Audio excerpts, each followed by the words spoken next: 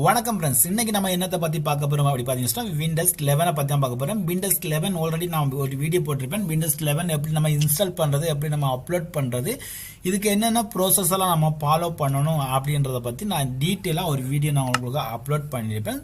அந்த வீடியோ பார்க்கல அப்படின்னா தயவுசெய்து அந்த வீடியோவை நான் டிஸ்கிரிப்ஷன் லிங்க் கொடுக்கேன். தயவுசெய்து அந்த வீடியோ பாருங்க.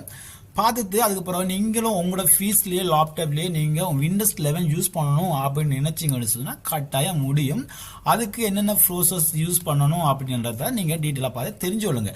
ஓகே, அதுக்கு முன்னால் பார்த்தீங்கன்னு சொன்னால் உங்கள் லேப்டாப்போ ஃபீஸோ என்ன கண்டிஷனில் இருக்குது அப்படின்றத நீங்கள் ஃபஸ்ட்டு தெரிஞ்சுக்கொள்ளுங்க. அதாவது பார்த்தீங்கன்னு சொன்னால் ஒரு விண்டோஸ் 11 ஒரு பார்த்தீங்கன்னா விண்டோஸ் 11 ஒரு செட் ஆஃப் ஃபைல் நீங்கள் டெவலப் பண்ணணும் அப்படின்னாக்குள்ள பார்த்தீங்கன்னு சொன்னால் அதுக்கு ஒரு 8 GB உங்களுக்கு தேவைப்படும். அது மட்டும் இல்லை பார்த்தீங்கன்னு சொன்னால் உங்களுக்கு சில விஷயங்களை பார்த்தீங்கன்னு சொன்னால் நீங்கள் அதில் நீங்கள் அதாவது அப்லோட் பண்ணுற மாதிரி இருக்கும். அதெல்லாம் நீங்கள் ஃபாலோ பண்ணுங்கள். ஓகேங்களா?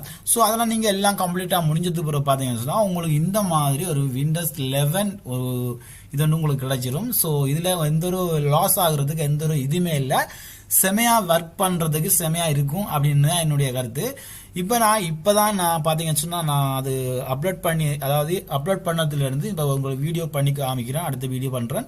ஸோ இதில் பார்த்தீங்க அப்படின்னு சொன்னால் என்னென்ன அடங்கியிருக்கு, என்னென்ன மாதிரி இருக்குது, ஃபியூச்சரில் என்னென்ன வரப்போகுது அப்படின்லாம் தெரியல. பட் நம்ம அடுத்தடுத்த வீடியோவில் பார்க்கலாம். இப்போ பார்த்தீங்க அப்படின்னு சொன்னால் நமக்கு என்னென்ன மாதிரி இருக்குது அப்படின்னு பார்த்தீங்கன்னா இங்கே பாருங்கள். இதில் விண்டோஸ் 10 பொறுத்தளவுக்கு பார்த்தீங்கன்னா விண்டோஸ் 10க்கும் விண்டோஸ் 11க்கும் டிஃப்ரெண்ட் கொஞ்சம் இருக்குது தான். அதாவது இல்லை அப்படின்றலாம் இல்லை, இருக்குது.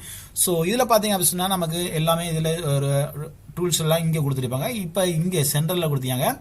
ஸோ அந்த டூல்ஸ் எல்லாம் இப்போ யூஸ் பண்ணுறோம் அப்படின்றத பற்றி பார்ப்போம். ஃபஸ்ட்டு நம்ம இந்த டூல்ஸை நம்ம இருக்கா பார்ப்போம். செட்டப் அப்படின்றது ஸ்டார்ட் நான் கொடுத்துருக்கேன். ஸோ இதில் பார்த்தீங்க அப்படின்னா நம்ம அதாவது ஒரு மொபைல் யூஸ் பண்ணணும் அப்படி அவசியமே இல்லாமல் இருக்குது. எல்லாமே இருக்குது இதில் பாருங்கள். எல்லாமே நமக்கு இருக்குது. இதில் பார்த்தீங்கன்னா நம்ம ஃபோட்டோஸ் மேக் பண்ணுறது எல்லாமே சகலதுமே இதில் கொடுத்தாங்க. அதே மாதிரி ஆடியோ சாங் நம்ம ஆட்டோமேட்டிக்காக இங்கேயே நம்ம கொடுத்து ப்ளே பண்ணி பார்த்துக்கொள்ள முடியும்.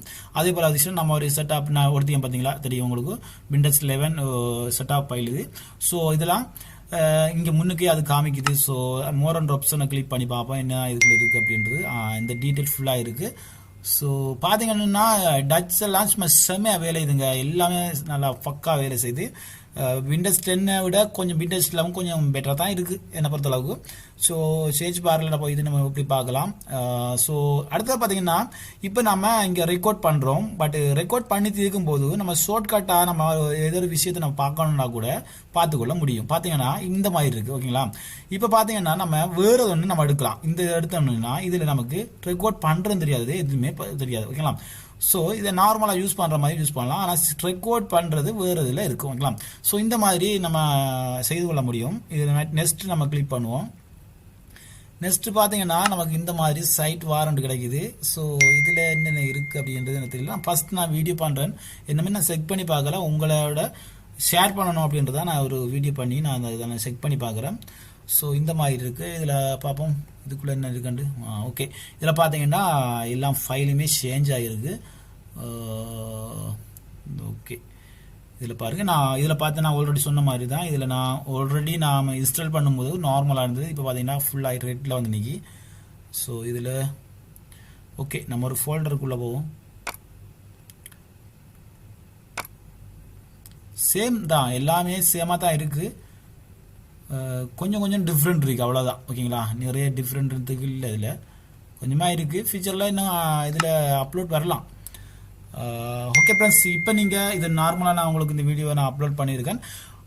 ஸோ என்னென்ன நிறைய இதுகளை நான் பார்த்துட்டு உங்களுக்கு நிச்சயமாக நான் உங்களுக்கு அப்லோட் பண்ணுறேன். ஓகேங்களா?